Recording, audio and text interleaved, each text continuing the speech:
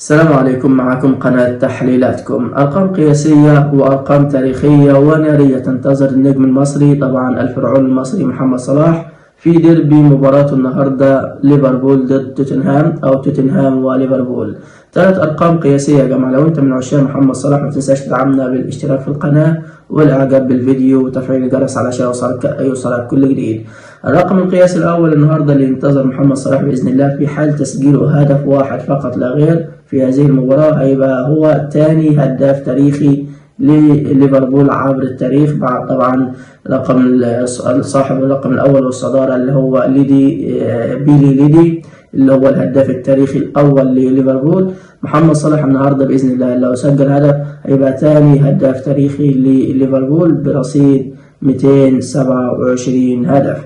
أما الرقم القياسي الثاني مع أيضا يخص هدافي الديربي بين ليفربول وتوتنهام، في حال تسجيله هدف بإذن الله هيبقى عنده 10 أهداف في مباريات ليفربول وتوتنهام أو توتنهام وليفربول، وهو هيكون منفرد بصدارة هدافي الديربي بين الفريقين، متخطيا طبعا الإنجليزي هاري كين اللي هو صاحب الصدارة حاليا متقاسمها مع محمد صلاح برصيد 9 نقاط. تخيلوا محمد صلاح العشر حتى حاليا هو في المتساوي مع هاري كين في عدد الأهداف. طبعا هاري كين دلوقتي بيلعب في الدوري الألماني مع بايرن ميونخ الألماني. متخطي مين؟ تخيلوا محمد صلاح يا جماعه متخطي ب9 أهداف، رغم ان هو ان شاء الله باذن الله نتمنى له ان هو يسجل هدف، واكيد هيسجل هدف. ليه؟ لان حاليا توتنهام حتى في المركز السادس او المركز السابع، اما ليفربول في نشوه طبعا ومستوى عالي جدا في الصداره، فبسهوله ان ليفربول يقدر يسجل هدف واثنين وثلاثه في مرمى توتنهام. ان شاء الله محمد صلاح يكون له نصيب في عدد الاهداف ويسجل هدف.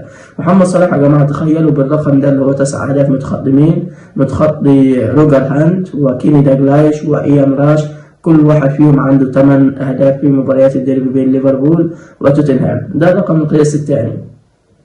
الرقم القياسي الثالث طبعا اللي ينتظر محمد صلاح في هذه المباراة في حال صناعته أي هدف، يعني عمل أسيست مثلا، هيبقى طبعا هو عمل رقم قياسي في الموسم الحالي قبل ما ينتهي طبعا السنة أو قبل ما تيجي رأس السنة، هيكون محدش سبقه فيها لأنه يسجل 11 هدف آخر 14 مباراة، وأكثر طبعا ما يقدم 10 تمريرات حاسمة أو أكثر قبل طبعا زي ما قلنا رأس السنة. يعني محمد صلاح لو سجل بإذن الله أو صنع هيبقى سجل 10 أهداف، وصنع أكتر برضو من 10 أهداف، يعني 10 فيما فوق، وده ما حصلتش أصلا لأي لاعب في الدوري الإنجليزي يساهم بعدد الأهداف سواء تسجيلا أو صناعة قبل طبعا ما ينتهي شهر 12 أو قبل طبعا السنة الجديدة. 3 أرقام قياسية، 3 أرقام نارية، 3 أرقام تاريخية بإذن الله محمد صلاح يكون له نصيب فيها بتسجيله هدف على الأقل أو يصنع أسيست طبعا